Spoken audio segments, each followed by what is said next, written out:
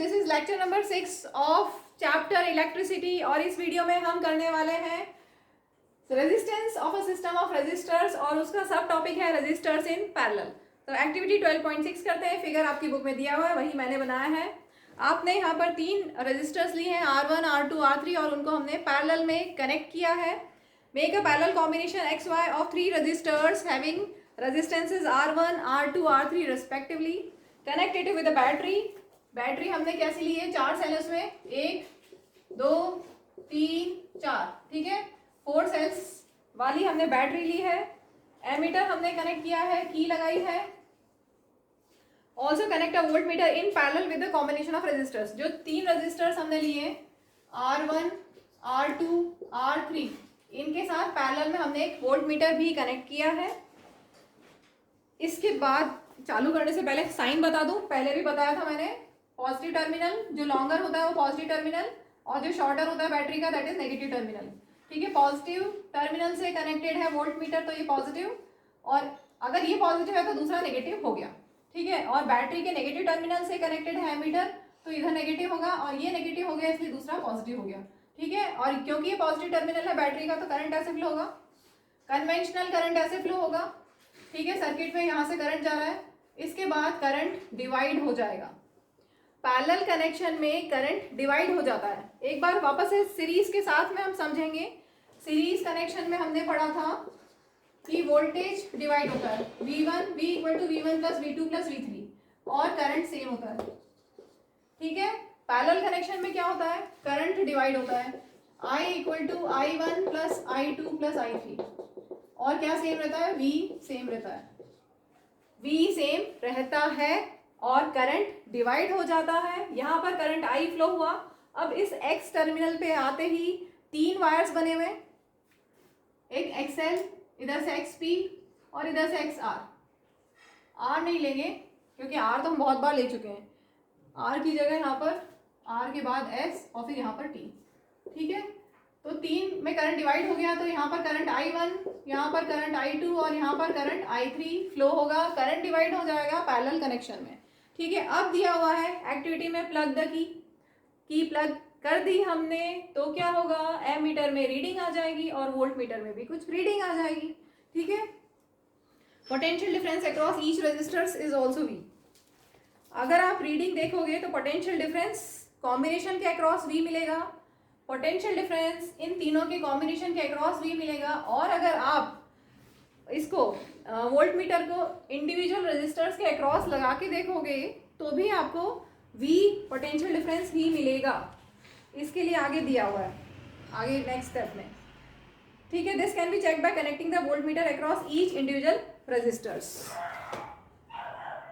आगे यहाँ पर एक और फिगर दिया हुआ है जिससे हम ये समझेंगे कि एमीटर और वोल्ट मीटर की रीडिंग्स क्या क्या आती हैं अगर हम इस तरह से वोल्ट मीटर को और एमीटर को कनेक्ट करते हैं। अभी हमने क्या किया है? XY के अक्रॉस, स्टार्टिंग में हमने XY के अक्रॉस वोल्ट मीटर लगाया है और हमें कुछ रीडिंग मिल गई, ठीक है।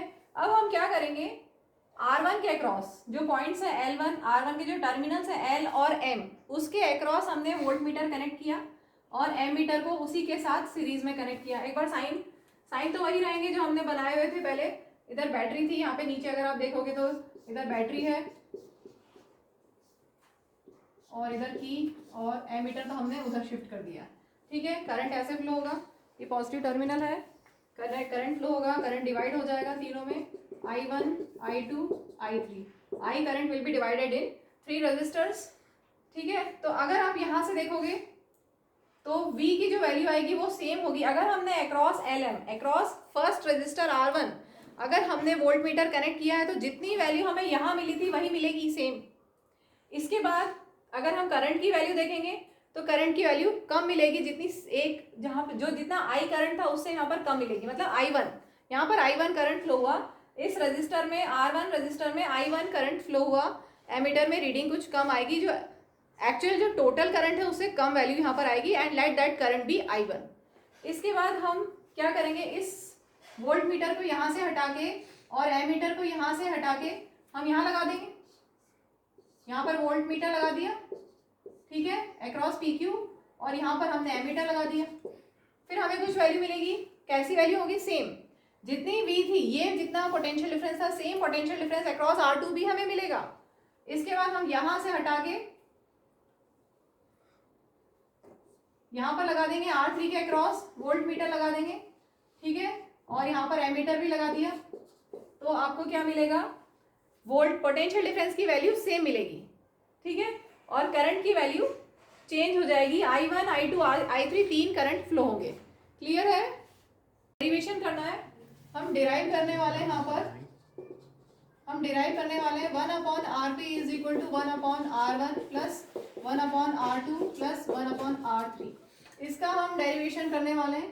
तो from Ohm's law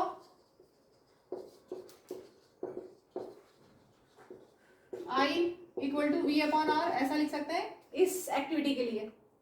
current Ohm's law क्या है, V इक्वल टू IR, ठीक है। तो I कितना हो जाएगा, V/R। V जो यहाँ पर रीडिंग आएगी और I जो यहाँ पर एमीटर में रीडिंग आएगी वो, ठीक है, और R जो इक्विवेलेंट रेजिस्टेंस होगा, इस कॉम्बिनेशन का जो इक्विवेलेंट रेजिस्टेंस होगा वही तो हमें फाइंड करना है, ठीक है।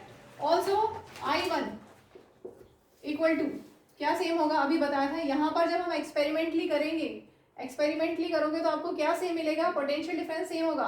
Potential difference across the combination will be same as potential difference across R1, potential difference across R2 and potential difference across R3। तो V हमेशा सेम होगा पैरेलल कनेक्शन में, इसको ध्यान रखना है, ठीक है। तो V अपॉन रेजिस्टेंस तो डिफरेंट है, I2 के लिए V अपॉन R2 और I3 के लिए V upon R3। Let these be equation 1, 2, 3, 4, ठीक है। अब इन चारों इक्वेशंस को हम यूज करेंगे। किस में यूज करेंगे, एक और एक रिलेशन लिखेंगे जो बहुत इंपॉर्टेंट रिलेशन है, जिससे हम आगे का पूरा डेरिवेशन करेंगे। वो क्या होगा, यहाँ पर क्या डिवाइड होता है, करंट डिवाइड होता है। करंट 3 में डिवाइड हो रहा है। अगर हमने 3 रेजिस्टर्स लिए तो I equal to I1 plus I2 plus I3, ये हमें एक्सपेरिमेंटली मिलेगा। जैसे हमें सीरीज में क्या मिला था, V equal to V1 plus V2 plus V3 experimentally, same वैसे ही यहाँ पर हमें एक्सपेरिमेंटली क्या मिलेगा, I will be equal to I1 plus I2 plus I3। I1 क्या है, जितना करंट R1 से फ्लो हो रहा है और एमीटर में रीडिंग आ रही है। I2 क्या है, जितना करंट R2 से फ्लो हो रहा है और हमें यहाँ पर रीडिंग मिल रही है, जो हमने एमीटर इंडिविजुअली लगाए थे। और I3 क्या है, जितना करंट R3 से फ्लो हो रहा है और हमने जब यहाँ पर एमीटर लगाया था तो जितनी रीडिंग आई वो, ठीक है। तो इंडिविजुअल करंट्स की हमें वैल्यूज जो भी मिलेंगे एक्सपेरिमेंटली वो I1, I2, I3 हमने ले लिए हैं। अब हम ये इक्वेशंस को यूज करेंगे। Using equations 1, 2, 3, 4। I की जगह हम रखेंगे V अपॉन R, I1 की जगह V upon R1, then I2 की जगह V अपॉन R2, I3 की जगह V अपॉन R3, ठीक है। इस R यहाँ पे देखो, चलो V upon R as it is लिख देते हैं, ठीक है। इन तीनों में क्या कॉमन है, V कॉमन है। अगर यहाँ से V कॉमन लोगे तो क्या बचेगा, 1 और अपॉन में R1 प्लस, इसमें से V कॉमन लोगे तो बचेगा 1 अपॉन R2 प्लस, इसमें से V कॉमन लेंगे तो क्या बचेगा, 1 अपॉन R3, ठीक है। अब दोनों साइड से V कैंसिल हो गया, मैं आगे यहाँ पे लिख रही हूँ, दोनों साइड से V कैंसिल हो गया तो यहाँ पे क्या बचा, 1 अपॉन R, और राइट साइड में क्या बचा, 1 upon R1 plus 1 upon R2 plus 1 upon R3, ठीक है। तो ये जो R हमें मिला है, दिस इज R इक्विवेलेंट, इसको हम RP भी लिख सकते हैं। RP लिखो या REQ इक्विवेलेंट लिखो, एक ही है। तो इक्विवेलेंट रेजिस्टर हमें यहाँ पर मिल गया, ठीक है। तो जब भी 3 रेजिस्टर्स को हमने पैरेलल में कनेक्ट किया है तो इक्विवेलेंट रेजिस्टेंस निकालने के लिए क्या फॉर्मूला यूज करोगे, 1 upon R is equal to 1 upon R1 plus 1 upon R2 plus 1 upon R3। Clear हो गया। अब ध्यान क्या रखना है, जब भी पैरेलल कनेक्शन हो तो क्या सेम होगा, पैरेलल कनेक्शन में V सेम होगा, ऐसे याद रख सकते हैं, PVS। पैरेलल कनेक्शन में इसको बोल्ड लेटर्स में लिख लो, बड़ा बड़ा क्लाउड बना के लिख लो, पैरेलल कनेक्शन में वोल्टेज सेम। तो उसी से हमने स्टार्ट किया है, उससे स्टार्ट नहीं किया एक्चुअल में, स्टार्ट हमने I equal to I1 plus I2 plus I3 से किया है। लेकिन आपको ये ध्यान रखना है कि पैरेलल कनेक्शन में वोल्टेज सेम होता है, और अगर सीरीज कनेक्शन लेते हो आप, सीरीज कनेक्शन में क्या सेम होता है, करंट सेम होता है। सीरीज कनेक्शन में करंट सेम होता है और पैरेलल कनेक्शन में वोल्टेज सेम होता है, ठीक है। और आपको पैरेलल कनेक्शन में क्या यूज करना है जो डिफरेंट है, I equal to I1 plus I2 plus I3 use करना है, और सीरीज कनेक्शन होगा तो यूज करना है V equal to V1 plus V2 plus V3। चलिए इसी में हम नेक्स्ट टॉपिक लेते हैं, advantages of parallel circuits and domestic wiring. या हम इन्हीं पॉइंट से हम डिसएडवांटेजेस ऑफ सीरीज सर्किट्स भी बता सकते हैं। सीरीज कनेक्शन में डिसएडवांटेजेस होंगे और पैरेलल कनेक्शन में एडवांटेजेस होंगे, तो दोनों के लिए आप थोड़ा सा चेंज करके वही का वही लिख सकते हो। तो एडवांटेज क्या है पैरेलल कनेक्शन में? पैरेलल कनेक्शन में अभी जस्ट हमने समझा था कि हमारे पास रजिस्टर्स हैं, वो इस तरह से हम लगाते हैं, ठीक है। इस तरह से हम लगाते हैं कि सब में करंट डिवाइड होता है, V सेम होता है। पैरेलल कनेक्शन में V सेम और करंट डिवाइड होता है। अगर करंट I फ्लो हो रहा है सर्किट में तो करंट डिवाइड होके I1, I2, I3, I4। मैंने यहाँ पर 4 रजिस्टर्स लिए हैं। अब आप प्रैक्टिकली सोचेंगे तो घर में 4 अप्लायंसेस ले लो, कोई भी 4 अप्लायंसेस ले लो। जैसे हमने फैन ले लिया, ट्यूबलाइट ले लिया, माइक्रोवेव ओवन या फ्रिज या AC, कोई भी अप्लायंस, सब में कुछ ना कुछ रेजिस्टेंस हो, सभी का कुछ ना कुछ रेजिस्टेंस होगा। तो R1, R2, R3, R4। अब हम इसको समझते हैं। If one electrical appliance stop working, suppose हमारे फ्रिज में कुछ डिफेक्ट हो गया, फ्रिज में कोई प्रॉब्लम आ गई, तो अगर एक अप्लायंस खराब हो गया है ड्यू टू सम कोई भी रीजन, सम डिफेक्ट, तो क्या होगा? इसमें करंट फ्लो नहीं होगा, इसमें करंट फ्लो नहीं होगा, ठीक है। बाकी इन तीनों में तो करंट फ्लो होगा, ठीक है। तो बाकी appliances keep working normally. Clear हो गया? अगर एक अप्लायंस में किसी कारण से वो वर्क करना बंद कर देता है तो भी बाकी सब वर्क करते रहेंगे, क्योंकि करंट डिवाइड हुआ है। तो I1 नहीं गया, बाकी I2, I3, I4 जाएंगे और I2 plus I3 plus I4 will be equal to I, ठीक है, टोटल करंट। क्लियर हो गया? अब आगे देखो, each electrical appliance has its own switch. Practically सोचो, घर में आप ट्यूबलाइट के लिए आपका अलग स्विच है, फैन के लिए अलग स्विच है, कूलर के लिए अलग है, AC के लिए अलग है, इंडिविजुअल स्विचेस हैं। तो आप जिसको चाहो ऑन कर सकते हो, जिसको चाहो ऑफ कर सकते हो, ठीक है। क्योंकि पैरेलल कनेक्शन में घर में सारा कनेक्शन पैरेलल में होता है। अगर सीरीज में, सपोज कीजिए कि सीरीज में ट्यूबलाइट और फैन सीरीज में है, तो दोनों का एक स्विच होगा। ऑन करोगे तो दोनों एक साथ ऑन होंगे, ऑफ करोगे तो दोनों एक साथ ऑफ होंगे। क्लियर हुआ?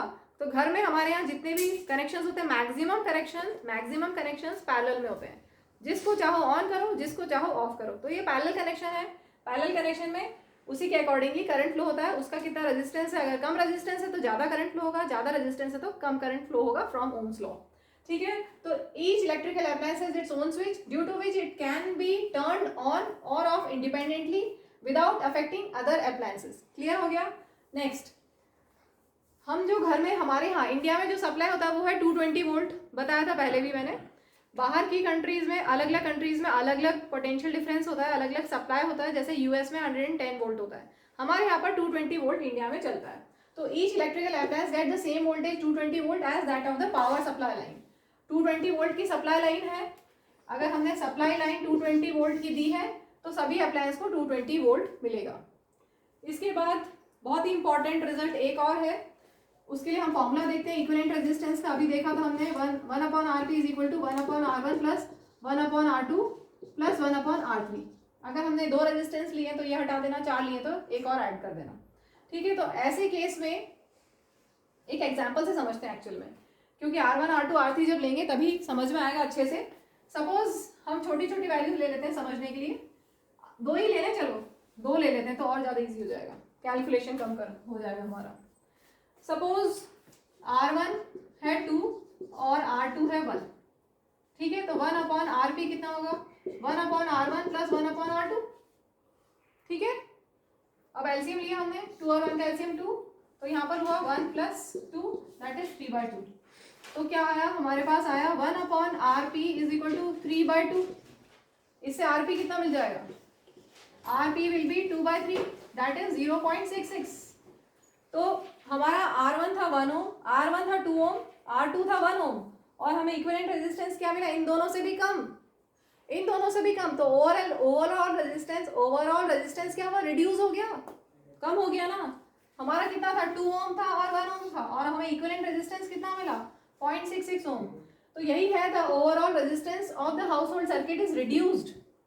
अब अगर ओवरऑल रेजिस्टेंस कम हो गया, ओवरऑल रेजिस्टेंस कम हो गया, तो करंट क्या होगा, करंट ज़्यादा, ओम्स लॉ से, ठीक है। Due to which current from the power supply is high, और ये बहुत बड़ा बेनिफिट है क्योंकि हमारा एम क्या होता है, करंट प्रॉपर हो, तभी तो वो जिस जैसे ट्यूबलाइट है वो प्रॉपरली ग्लो करेगी। अगर करंट प्रॉपर होगा, करंट पावर सप्लाई से ज़्यादा होगा तो वो प्रॉपर ग्लो करेगी, ठीक है। तो अगर ओवरऑल इसमें सबसे बड़ा बेनिफिट यही है, फोर्थ पॉइंट में यही दिया हुआ है कि अगर आपने पैरेलल कनेक्शन में लगाया तो ओवरऑल रेजिस्टेंस कम हो जाता है, और ओवरऑल रेजिस्टेंस कम होने से करंट ज़्यादा हो जाता है।